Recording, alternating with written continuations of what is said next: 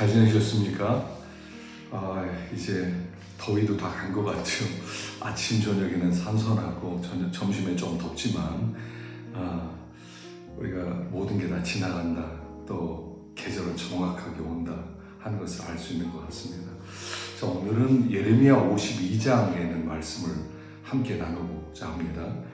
예레미야 52장은 예레미야 마지막 장이죠. 마지막 장에서 결론을 내립니다. 왜 유다가 멸망했느냐, 그 원인이 무엇이냐를 얘기하고 있는 것입니다. 그 멸망에는 항상 원인이 있어요. 실패는 항상 원인이 있어요. 원인 없는 결과가 없어요. 그래서 어떤 일이든지 일이 안 됐을 때는 원인이 있다 하는 것이죠. 그래서 큰 그림으로 왜 유다가 멸망했느냐. 유다는 망할 수 없는 나라예요. 하나님의 백성들, 하나님의 성전이 있고 하나님의 임재가 있고 하나님의 돌보심이 있고 하나님의 약속이 있는 백성이 어떻게 이렇게 망해서 포로로 끌려갔느냐. 또 바벨론이 너무 강하니까 유다가 망했느냐? 결코 그렇지 않아요. 바벨론이 아무리 강하더라도 하나님이 지키는 한 유다는 절대로 멸망받을 수 없는 나라였습니다. 그런데 어떻게 유다가 멸망했느냐? 여기 몇 가지를 얘기하죠. 첫째는 여호와 보시기에 악을 행했다는 겁니다. 하나님의 기준은 항상 여호와 보시기에 어떠하냐 하는 거예요. 하나님 보시기에 어떠했느냐. 그래서 하나님은 우리의 마음을 감찰하십니다. 우리의 마음의 동기, 깊은 곳에 숨겨진 그 뜻을 살피는 하나님이라는 거죠. 우리는 쇼를 잘하잖아요. 우리는 겉모습으로 사람들을 말 몇 마디로 넘기잖아요. 그럼 사람들은 다 이해를 하는데 하나님은 마음의 동기를 살핀다는 겁니다. 마음 깊은 곳이 악했다 하는 거예요. 하나님 보시기에, 사람 보기에가 아니에요. 우리는 얼마든지 사람을 속일 수가 있어요. 그런데 하나님은 속일 수가 없다는 겁니다. 숨겨진 깊은 동기, 그걸 하나님은 알고 계세요. 우리가 어떤 말을 하면서 그 근저에 아주 깊은 다른 뜻을 가지고 그런 말을 할 때가 있거든요. 사람은 몰라요. 그러나 하나님은 아신다 하는 것이죠. 그래서 신앙생활은요, 하나님 눈치 살피는 겁니다.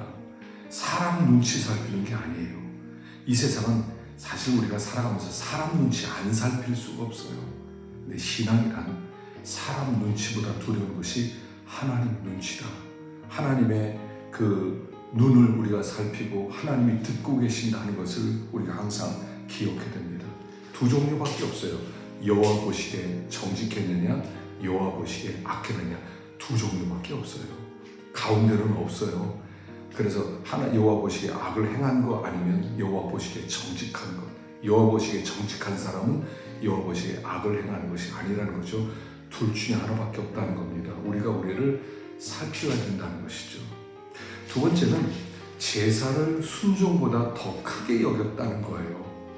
하나님이 성전을 두신 목적은 뭐냐면 물론 예배를 드려야 되죠. 그들이 500년 동안 예배를 안 드린 적이 없어요. 그럼에도 불구하고 하나님이 원했다는 것은 순종이에요. 그래서 예배를 드려라, 그리고 하나님의 말씀을 들어라, 그리고 그대로 순종해라. 너희들은 하나님의 다스림을 받는 백성이다. 그게 성전의 의미거든요. 성전은 하나님의 보좌예요. 거기는 시은좌가 있죠. 시은소, 피를 뿌리는 곳, 법궤, 하나님의 법궤 뚜껑을 시은소, 시은좌라 부르고 대제사장이 1년에 한 번씩 피를 뿌리는 곳입니다. 거기가 하나님의 보좌예요. 하나님의 보좌는 법궤 위에 있었다는 거죠. 그래서 하나님은 제사를 드려라, 그리고 너희들은 하나님의 백성이라는 것을 기억하라, 그거였거든요. 그래서 우리는 세상 사람과 다른 게 뭐냐면 말씀이 있다는 거예요.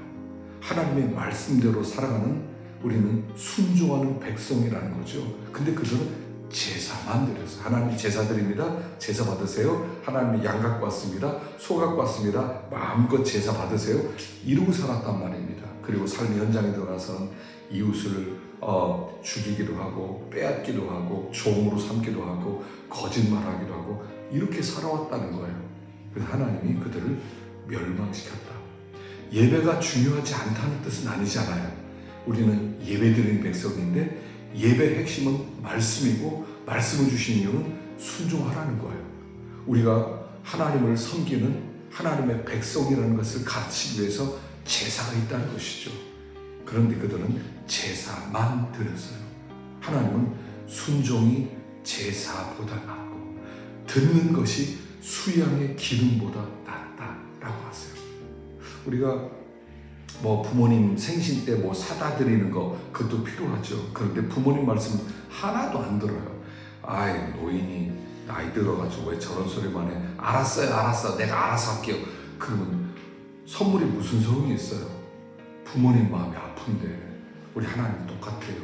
하나님은 순종을 제사보다 귀하게 여기신다. 그래서 항상 하나님 말씀하십시오. 제가 순종하겠습니다. 사무엘에게 하나님 계속 부르잖아요. 처음에 사무엘이 이렇게 대답합니다.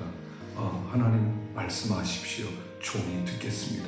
그리고 하나님은 사무엘을 통해서 하나님의 역사를 이루어 가셨다는 것이죠. 그러니까 듣는 자세, 말씀 순종하는 자세가 가장 중요한데 그들은 제사만 드리고 삶은 전혀 변화가 없었다는 것입니다. 세 번째로 하나님이 계획에서 기회를 주셨어요. 그 마지막 기회가 뭐냐면 바벨론에게 항복해라. 바벨론은 내가 보냈다. 바벨론에게 항복하는 것은 나에게 복종하는 것이다. 그랬는데 고관들 중에 많은 사람들이 싫습니다. 왜 바벨론에게 항복합니까? 우리는 애굽을 의지하겠습니다. 애굽의 힘을 빌려서 바벨론과 상대하겠습니다. 그리고 거짓 선지자도 계속 그렇게 얘기하는 거예요. 여러분 망하지 않습니다. 하나님이 여러분을 망하게 버려두지 않을 것입니다. 걱정하지 마십시오. 머지않아 바벨론은 물러갈 겁니다. 이렇게 거짓말을 계속 동원하는 겁니다. 그러니까 고관들이 맞아 하나님이 설마 이 나라 멸망시키겠어? 라고 바벨론에게 항복하지 않고 애굽을 의지했단 말입니다. 그래서 결국 애굽 의지했던 사람들은 다 죽고 바벨론에게 항복한 사람은 다 살아날 수 있었다는 것이에요. 항복하는 것은요 참 어려운 일이죠. 항복한다는 것은 자존심을 내려놓는 거예요. 자존심도 내려놓고 그리고 하나님의 말씀 앞에 굴복하고 내가 죄인입니다라고 고백하는 거예요. 근데 사람들은 항복을 제일 싫어해요. 특별히 우리 청소년기에 있는 우리 학생들은 항복하는 걸 너무 싫어하죠. 자존심이죠. 내가 왜 그래? 내가 돈이 없지 가오가 없냐 이러면서 끝까지 싸우려고 그러죠. 하나님께는요 싸우는 게 아닙니다. 하나님께는요 고집 피우는 게 아닙니다. 하나님께는요 죄인입니다. 이 겸손한 자세로 나가야 돼요. 그래서 그들이 하나님께 항복하지 않았다는 것은 교만했다는 얘기예요. 끝까지 교만합니다. 자기 의견을 굽히지를 않습니다. 자기 의견을 끝까지 주장합니다. 그래서 망하게 되는 거예요. 그래서 우리가 하나님 앞에 겸손하게 항복하는 걸 잘해야 됩니다. 기도한다는 것은 항복하는 거죠. 하나님 죄인입니다. 이렇게 시작하는 거거든요. 기도는 항상 이렇게 시작해요. 하나님 죄인입니다. 저 좀 도와주세요. 저 좀 불쌍히 여겨주세요. 은혜를 베풀어 주세요. 나 좀 살려주세요. 이게 기도거든요. 근데 사람들이 왜 기도를 싫어해요? 항복하는 걸 싫어하거든요. 그래서 기도하려면 눈부터 감잖아요. 눈 감는 건 아주 이런 뜻이에요. 하나님, 내가 할 수 있는 게 없습니다. 내가 노력해도 안 됩니다. 나 하나님만 바라봅니다. 하나님만 의지합니다. 나 세상 바라보지 않겠습니다. 그게 기도하는 거거든요. 기도는 겸손의 표현이에요. 항복합니다. 이런 뜻이거든요. 그래서 항복하면 은혜 받고 항복하지 않으면 은혜 못 받는데 그들이 하나님께 끝까지 고집을 피웠어요. 그리고 하나님의 말씀을 증거하는 예레미야를 괴롭히고 죽이려고 하고 감옥에 가두고 웅덩이에 던지고 막 이랬단 말입니다. 그래서 결국 그들은 망할 수밖에 없었다 하는 것입니다. 결론은 근데 하나님의 계획은 뭐냐면요, 회복시키는 거예요.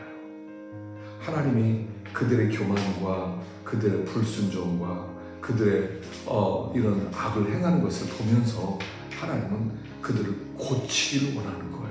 하나님의 계획은 회복시키는 거예요. 그래서 예레미야서 마지막 부분은 이렇게 끝나요. 옛날에 여호야긴 왕이 있었거든요. 여호야긴 왕이 18살 왕이 됩니다. 18살 때 왕이 돼서 석 달 동안 나라를 통치해요. 그리고 나서 바벨론에 포로로 끌려갑니다. 37년 동안 감옥 생활을 해요. 37년 동안. 그러니까 이 여호야긴 왕이 18살 때 자기 살아온 인생의 2배를 감옥에 있었던 거예요. 그러면서 그곳에서 그가 뭘 깨달았겠어요? 내가 죄인입니다. 내가 참 하나님 앞에 악했구나. 37년 동안의 감옥 생활을 통해서 그가 낮아지고 겸손해져요.